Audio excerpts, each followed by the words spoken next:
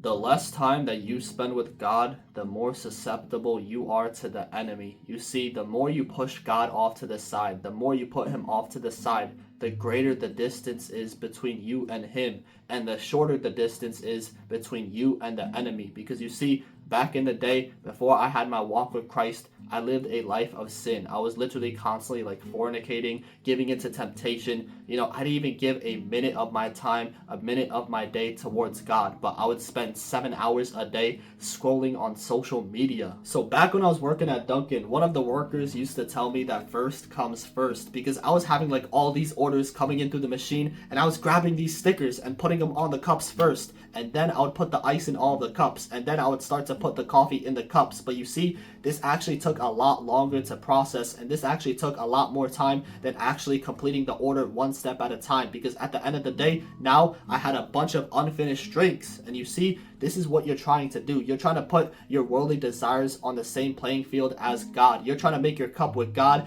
at the same time as your worldly desires. But at the end of the day, you're not going to have any finished drinks, because you're putting 50% into God and 50% into your worldly desires. But this is not how it's going to work, because at the end, you're putting that 50%, that's just the ice. So now you still have an unfinished drink. You have two unfinished drinks. So my boy, do not go 25%. Do not be 50%. Do not be 75%. You have to be 100% with the Lord. That way you can actually make that drink and enjoy it. And actually, maybe even it'll start to overflow, because then he's going to bless you. And you see, this cup is going to overflow with blessings. And now you can use that stuff that overflowed to bless others. But you got to go all in. It's either all in or nothing. You're either pregnant or you're not. You're either with the enemy or against him. Because when I started to put my goals and ambitions above God, when I started to actually spend more time in my worldly desires than with God, I felt this wave of like loneliness, almost betrayal, because I was literally spending more time in my worldly desires than with God. And in the Bible, it literally says that our God is a jealous God. Like, I'll put the verse right here, but it's true, because this is a relationship, right? So imagine you're married to someone, right? Like, imagine you're married to God, right? Like, this is a relationship with God. You're married to him. You're married to the Most High. And you see,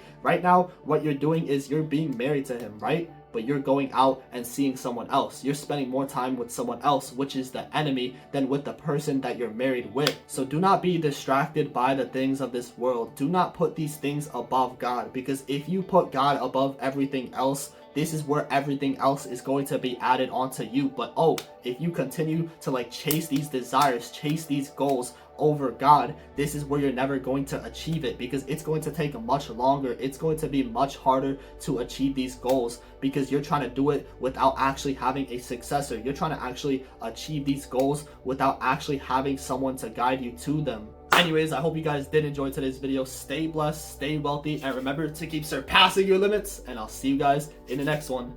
Peace.